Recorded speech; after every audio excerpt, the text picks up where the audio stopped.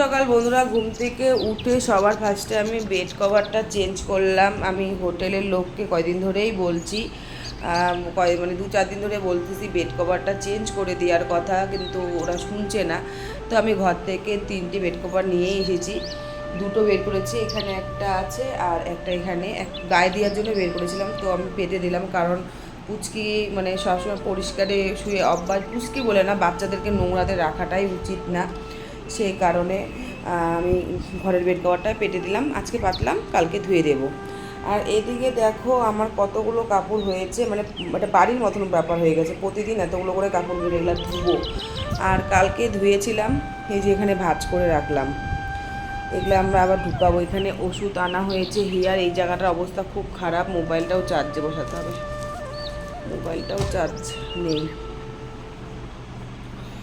এখানে মোবাইলটা রেখে দিই, চার্জে বসাবো। আর এই যে হিয়া দাঁড়িয়ে আছে ওখানে, আর এখানটার কাপড়গুলো এরকম করে রাখলাম। আর দেখো এইভাবে। তো এদিকে আছে হচ্ছে এই কটা বাসন আমাকে মাজতে হবে। আর এদিকে খুব ক্রিটিক্যাল অবস্থা।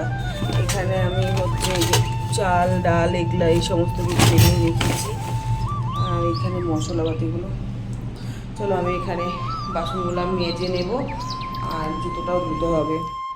সব জায়গায় সমান, এই জন্য মানে প্রতিবার এসে এসে না, মানে এসে দেখি যে কোন হোটেল ভালো কোন হোটেল খারাপ। মানে খারাপ না, সব হোটেলই ভালো, বাট হচ্ছে ওই যে ক্লিন করার ব্যাপারগুলোতে না অনেকটা লেজি, বুঝছো। যদি বেড কভারের কথা 2 দিন ধরে বলা হচ্ছে, কিন্তু ওরা শুনছে না।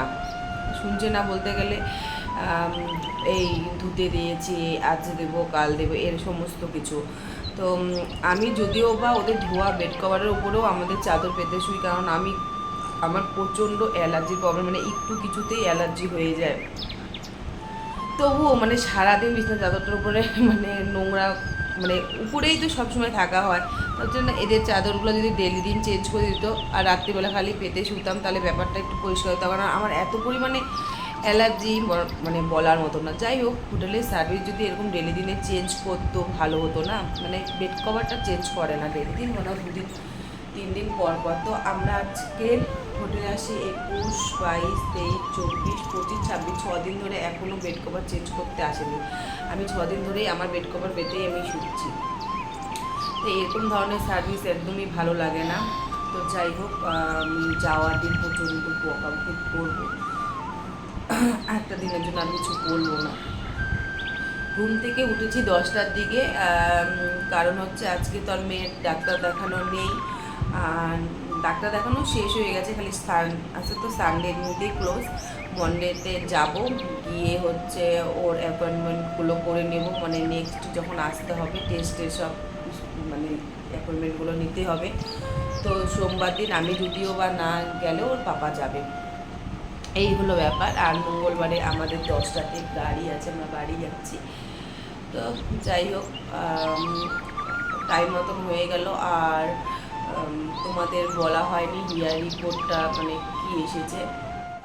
তো হিয়ার কালকে টেস্টের রিপোর্ট এসেছে। কালকে আমরা ডক্টর দেখিয়ে 8টার দিকে, হ্যাঁ 8টা 8:30টার দিকে বাড়িতে এসেছি। আর ওর রিপোর্টে বের হয়েছে মানে মানে কি বলবো, মানে কিছু পার্সেন্টেজ ইমপ্রুভ হয়েছে, মানে টোটাল ইমপ্রুভ না। আমরা যদি ভাবি যে ও একদম টোটাল ঠিক হবে কবে, সেটা ভাবনাটা আমাদের একদমই ভুল। কারণ হচ্ছে ওর বয়স 23-24 বছর বয়স, মানে যখন কলেজ থাকবে এরকম করে বললো ডাক্তার, যখন ও কলেজে পড়বে এরকম বড় হবে, ততদিন ও পর্যন্ত আমাদের এই চিকিৎসাটা চালিয়ে যেতেই হবে। তো সেই কারণেই বলছি যে পুরোপুরি টোটাল হিয়া কবে ঠিক হবে আমি বলতে পারছি না তোমাদের। খালি এতটুকুই বলতে পারবো যে যে মেডিসিন চলছে, যে চিকিৎসা চলছে ঠিকই চলছে, ইমপ্রুভ হচ্ছে আস্তে আস্তে। মানে আমি তো নিজেও দেখতে পাচ্ছি আগের থেকে অনেকটা বেটার, আরও বেটার হবে। এই হলো ব্যাপার। যাই হোক, আবার আসতে হবে 6 মাস পর, মানে চেক আপে আমাদের আসতেই হবে 6 মাস পর পর। আগে বলছিল 3 মাস পর, এখন বলেছে 6 মাস পর। তো যাই হোক, তো যাই হোক, ব্লগটা স্টার্ট করে দিই। হ্যালো বন্ধুরা, welcome back to my channel পিয়াজ ব্লগে অনেক অনেক ওয়েলকাম নতুন একটি ভিডিওতে। অনেক অনেক স্বাগত এত বড় শহরে আজকে সানডেতে কেমন করে কাটাই সবটাই তোমাদের সাথে শেয়ার করব। তার জন্য স্কিপ না করে পুরো ব্লগটা দেখতে হবে, তো দেখতে থাকো ব্লগটা। মোবাইলটাতে চার্জ নেই, মোবাইলটা চার্জে বসিয়ে নিই, চার্জে বসিয়ে বাসনগুলো কটা ধুয়ে ব্রাশ করে তবে তোমাদের সামনে আসছি, ঠিক আছে? তো বন্ধুরা আমরা যাচ্ছি একটু বাজারে সহ পরিবারে।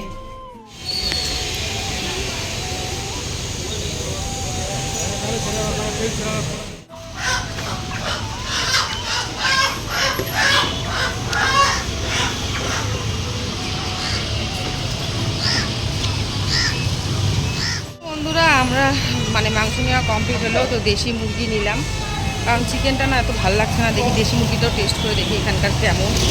তো চলো দেখা যায়।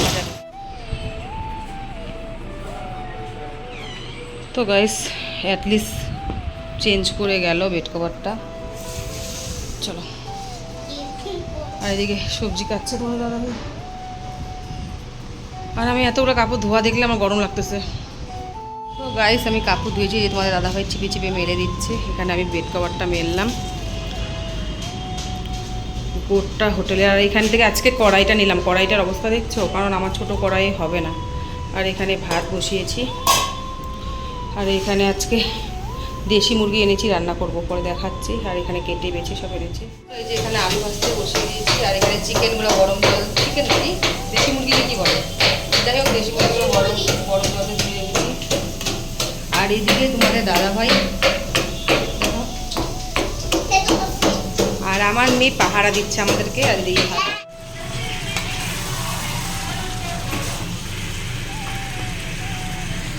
পুরো যে রান্না হয়ে গেছে, খেতে বসে গেছি। বলো কেমন হয়েছে? সেই টেস্টি।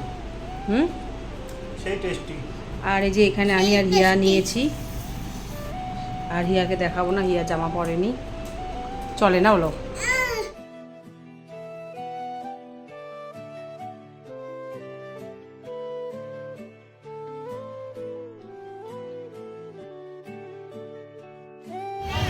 কেন হিয়া খেতে পারবে না? ঘুরে বেরিয়ে বন্ধুরা তো একটু চা খেতে আসছি আমরা চায়ের দোকানে। কি হইলো ব্যাপারটা, কি বললো? তালের শাক, সে যে হিয়া খাচ্ছে। মা কেমন খেতে? এদিকে তাকাই বলো, খেয়ে দেখাও।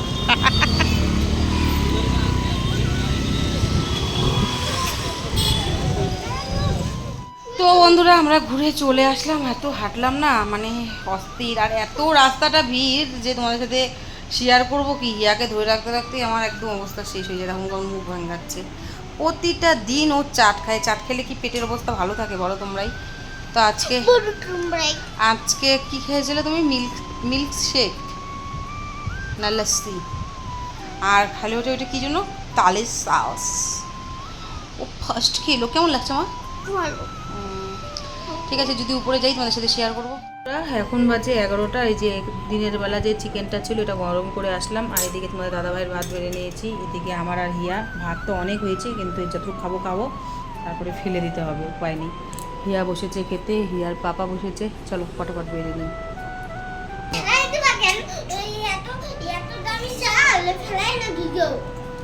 কি বললা? এত দামি চাল ফেলাই না কি গো?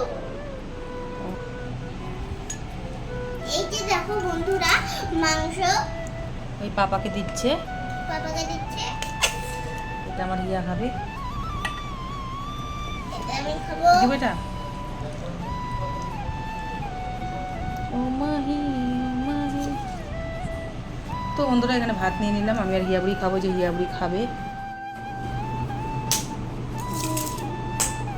কপিরাইট চলে আসবে। তুমি কপিরাইট?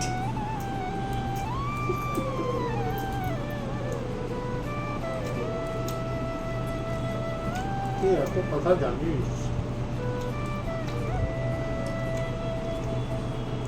আমি সুদা খাবো না, আমাকে আলু দে। এই ভগবান, আজকে আলু নেই, আজকে আলু চাচ্ছি।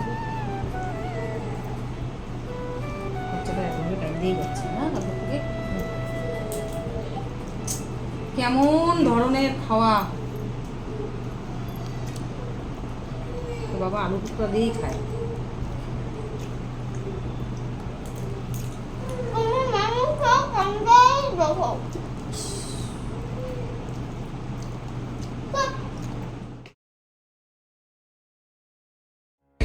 একটা অজানা শহর না, ভাবতেও কেমন লাগে, কত দূর বাবা মা ছেলেকে ছেড়ে আসি, কিন্তু মানুষ একটা অদ্ভুত না, মানুষ কিন্তু পাখির থেকেও কম না। কারণ জন্য আমার কথাগুলো মনে হলো তাই তোমাদেরকে বলছি। একটা অজানা শহরে এসে ঠিক সংসারের মতো রান্না বাড়ি কাজকর্ম সমস্ত কিছু করছি, খাওয়া দাওয়া করছি, আবার মানে মানে একটা সংসার বলতে পারো, একটা সংসারের মতন পেতে নিয়েছি এখানে।